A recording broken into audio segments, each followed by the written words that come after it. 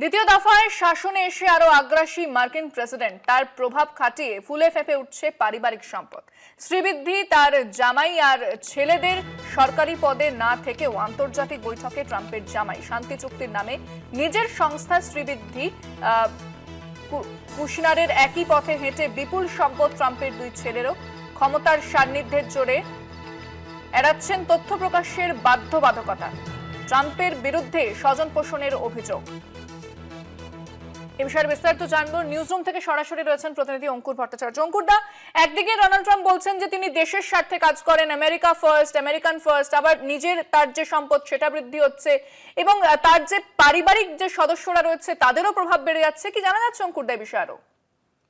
দেখো, তার যে দুই পুত্র এরিক এবং ডোনাল্ড ট্রাম্প জুনিয়র, এই দুই পুত্র এবং জেরার্ড কুশনার, এই দুই পুত্রের বিষয়ে আমরা কম জানলেও কুশনার সম্পর্কে আমরা সকলেই তার নামটা বারংবার দেখেছি। তিনি এর আগে ফার্স্ট টার্মে ট্রাম্পের পরামর্শদাতার জায়গায় ছিলেন, ট্রাম্পের জামাতা এই জেরার্ড কুশনার। কিন্তু যে সেকেন্ড টার্ম, এই টার্মে আমরা দেখেছি তিনি এখন স্বেচ্ছাসেবক হিসেবে ট্রাম্পের সঙ্গে থাকছেন এবং ট্রাম্পের প্রশাসনের সঙ্গে থাকছেন, কিন্তু তিনি সরাসরিভাবে সরকারি কোনো দপ্তরের কোনো পদে নেই। কিন্তু তিনি কোথায় থাকছেন? দাভোসে যখন ওয়ার্ল্ড ইকোনমিক ফোরামের বৈঠক হচ্ছে, সেই বৈঠকে ট্রাম্পের সঙ্গে উপস্থিত থাকছেন তার জামাতা। তিনি থাকছেন রাশিয়ার সঙ্গে ইউক্রেনের যুদ্ধ সংক্রান্ত বিষয়ে স্টিভ উইটকফ যখন যাচ্ছেন, তিনি সেখানে উপস্থিত থাকছেন। এবং ট্রাম্পের সঙ্গে এই যে মার্কিন যুক্তরাষ্ট্রের সঙ্গে ইরানের সঙ্গে যে যুদ্ধ, তার যে শান্তি বৈঠক হচ্ছে ইসলামাবাদে, সেখানেও তিনি উপস্থিত থাকছেন ভাইস প্রেসিডেন্ট জেডি ভান্সের সঙ্গে। ফলে একজন ব্যক্তি তার মানে কোনো রকম ভাবে তিনি স্বেচ্ছাসেবক পরামর্শদাতা হয়ে মার্কিন যুক্তরাষ্ট্রের সবকটি শান্তি বৈঠক বা অর্থনৈতিক বৈঠকে তিনি উপস্থিত থাকছেন, অথচ সরকারি পদে তিনি নেই। এখানেই প্রশ্ন উঠছে যে তাহলে এটা কিভাবে সম্ভব হচ্ছে। এবং এখানে যদি জেরার্ড কুশনারের যদি আমরা তার অর্থের যে আয়ের যে পথের দিকে যদি আমরা তাকাই, তাহলে দেখা যাচ্ছে অ্যাফিনিটি পার্টনার্স বলে তার একটি সংস্থা রয়েছে। এই সংস্থা কি করে? সৌদি আরব, কাতার, এই সমস্ত রাষ্ট্রের সঙ্গে তার যে এই শান্তি বৈঠকের নামে, শান্তি চুক্তির নামে তিনি সেখানে যান এবং তার যে সংস্থা অর্থাৎ অ্যাফিনিটি পার্টনার্সে বিপুল পরিমাণ লগ্নি করে সৌদি আরব, কাতার এবং সৌদি আরবের যে পিআইএফ বলে যে ফান্ডটা রয়েছে, পাবলিক ইন্টারেস্ট ফান্ড, সেই ফান্ডের একটা বিপুল টাকা অ্যাফিনিটি পার্টনার্সে লগ্নি করা হয়। এবং এ বিষয়ে যখন প্রশ্ন করা হয়েছিল জেরার্ড কুশনারকে যে তার এই যে কাজ তিনি করছেন, তিনি তার যে ব্যবসায়িক সংস্থা, সেই ব্যবসায়িক সংস্থায় সৌদি আরব যদি বিনিয়োগ করে, তাহলে সেই সংস্থা কি করে মার্কিন যুক্তরাষ্ট্রের হয়ে কাজ করবে? এতে কি স্বার্থের সংঘাত হচ্ছে না?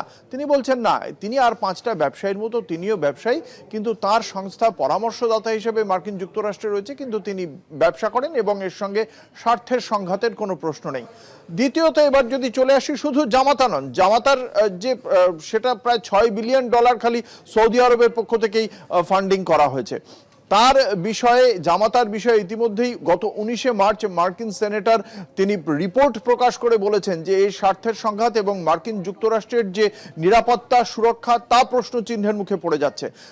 দুই পুত্রের দিকে আসি, এরিক এবং ডোনাল্ড ট্রাম্প জুনিয়র, এই দুই পুত্র তারাও কিছু কম যান না। তাদের $30-40 বিলিয়ন ছিল তাদের সম্পত্তি, ফোর্বস ম্যাগাজিন বলছে, এবং তারপরে সেটা $400 বিলিয়ন পরিণত হয়েছে। কিভাবে? তারা প্রথমে ট্রাম্পের প্রশাসনে তারাও রয়েছেন ভিন্নভাবে, তারাও সরাসরি যুক্ত নন, কিন্তু সবকটি গুরুত্বপূর্ণ বৈঠকে তাদেরও উপস্থিত থাকতে দেখতে পাওয়া যায়। এবং তারা আগে রিয়েল এস্টেট রিসর্টে তারা বিনিয়োগ করতেন, এবার তারা কি করছেন?